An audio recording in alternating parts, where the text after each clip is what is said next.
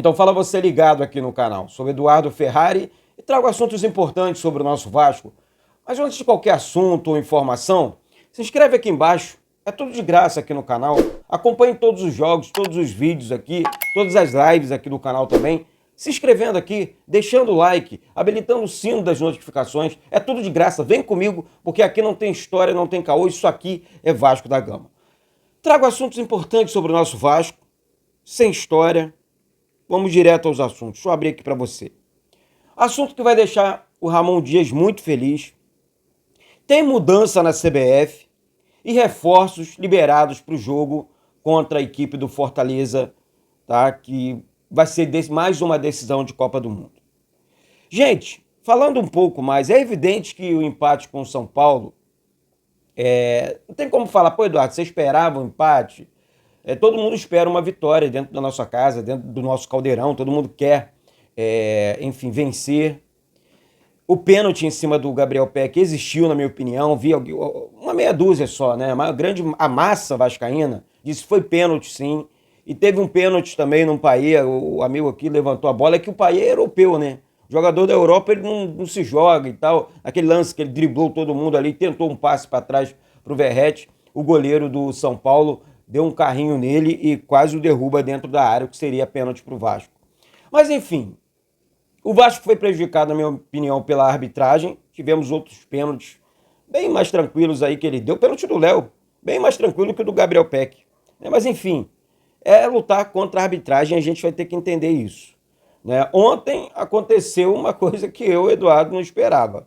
O Santos bateu o Palmeiras ontem. O Palmeiras está jogando muito mal, né, gente? O Palmeiras ontem bagunçado, um time estranho, um time que sempre foi organizado, competitivo, ontem todo bagunçado. O Abel Ferreira tentando chamar a atenção dos jogadores ali, mas muito estranho, abriu o placar 1-0, cobrança do Gabriel Menino lá e tal. Acompanhei o jogo ontem. Realmente uma derrota do Palmeiras, terceira derrota seguida do Palmeiras, e o Palmeiras sem, sei lá, um futebol esquisito. Acostumado a ver o Palmeiras desse jeito, não. Enfim, Eduardo, mas prejudicou o Vasco. Sequei o Santos, é óbvio. O Santos, caso o Santos perdesse ontem o Palmeiras, o Santos estaria agora, nesse momento, na zona de rebaixamento do Campeonato Brasileiro. Mas venceu. Pô, Eduardo, é o pior dos mundos? Não, porque o Vasco tem 27 pontos, é o primeiro clube, sim, dentro da zona de rebaixamento. Julgo como uma vitória do Vasco para cima do Fortaleza. O Vasco vai a 30 pontos. Quem tem 30 pontos, o Santos tem 30 pontos, é o 14º colocado. Ou seja, uma vitória do Vasco para cima do Fortaleza, uma derrota do Santos, né, o Vasco sobe para a 14ª colocação, porque o Vasco tem um saldo melhor do que a equipe de São Paulo. Mas enfim, o Vasco precisa fazer a parte dele, mais um jogo dentro de São Januário, tá? Temos excelentes aí oportunidades, né, para o time, coisa que o Ramon Dias vai gostar, essa parada, essa data FIFA aí, o que eu disse aqui, uma excelente notícia, para o Ramon Dias, né, que gosta. Por que ele gosta? O Ramon Dias é um treinador, né, que, gente, não adianta é porque assim, o cara tá há 10 jogos na frente do Vasco aí e tal, e muita gente falando que, pô, Eduardo, já deu tempo dele fazer isso, aquilo e tal. Gente, é muito cedo ainda assim, ele está se esforçando ao máximo. É um treinador que precisa de tempo para trabalhar, para entrosar a equipe, sabe? Ele trouxe jogadores na janela do meio do ano. Isso tem que ser, a gente precisa lembrar disso, sabe? Eu acho que é muito, seria covardia da nossa parte também ficar só batendo.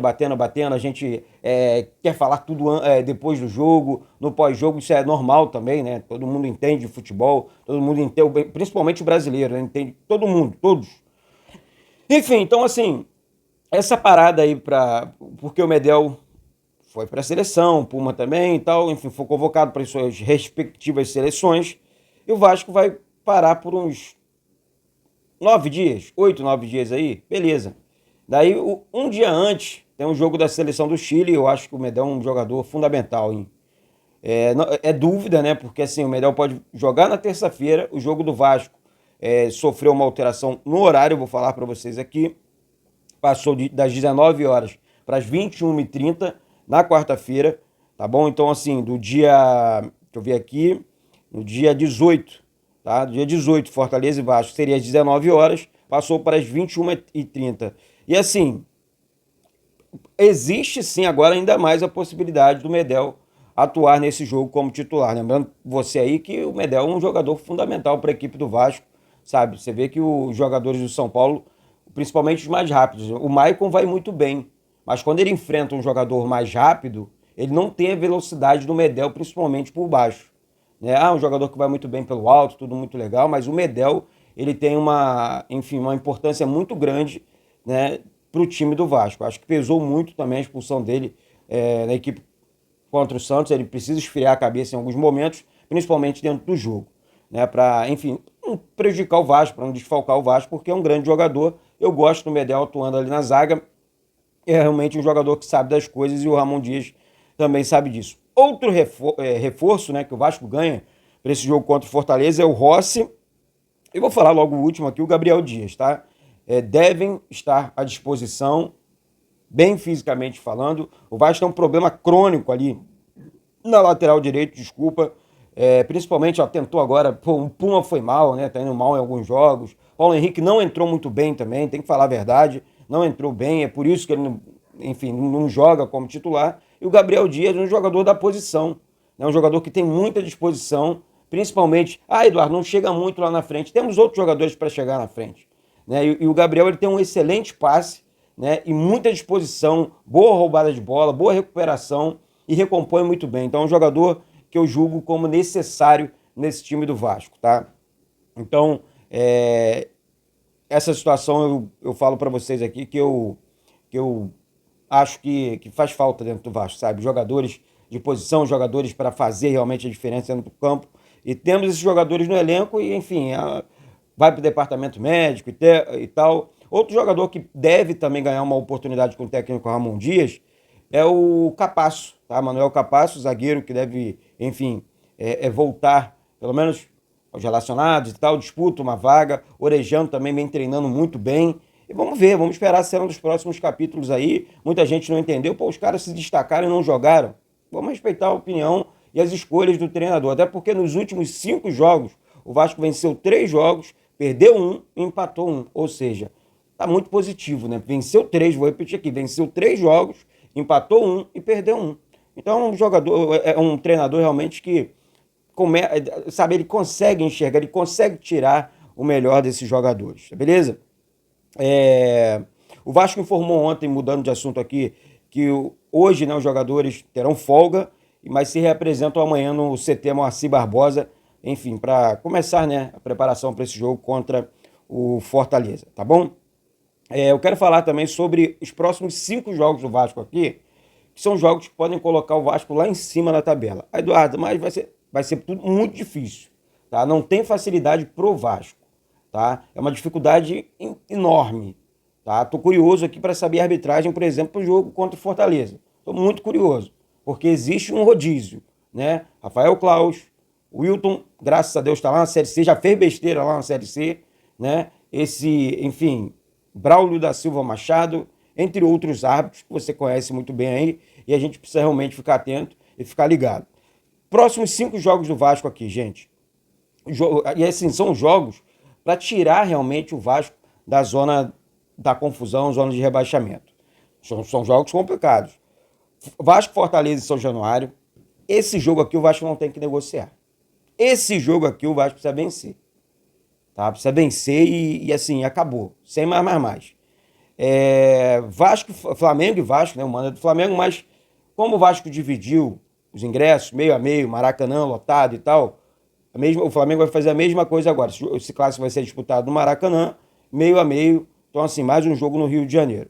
Vasco Internacional já em São Januário, tá? No dia 25/10.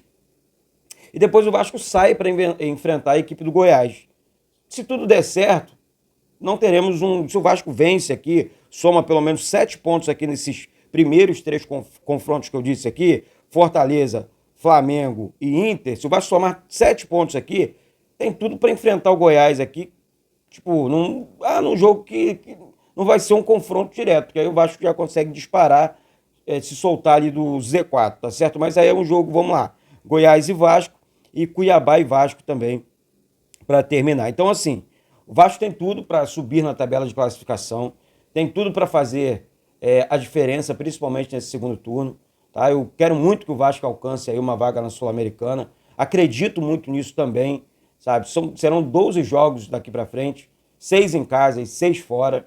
Né? Se o Vasco vencer os 6 jogos em casa, esquece. O Vasco sai da zona de rebaixamento, classifica para a Sul-Americana e ponto final. E assim, prestar atenção, ficar atento, ficar ligado.